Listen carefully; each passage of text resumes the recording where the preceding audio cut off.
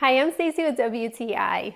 I guess you could say I'm a little bit of a coffee fanatic. I've had Turkish coffee when I've been out, but this Turkish coffee that I can get at home from Kurukahveci has really revolutionized having Turkish coffee at home.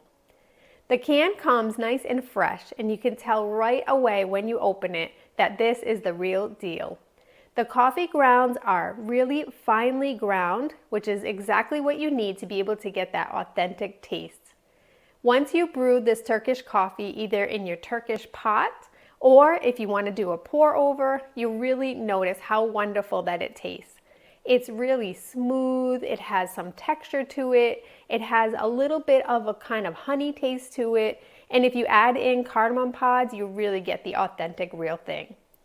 These coffee grounds are so well done by this brand that I could say with confidence that my espresso machine does not like them. But that's really what makes them so good. You have that really fine ground that really makes this authentic.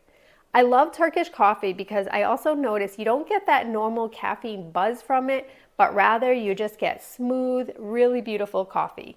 If that's what you're looking for at home, check it out. You will not be disappointed. But that's just my point of view.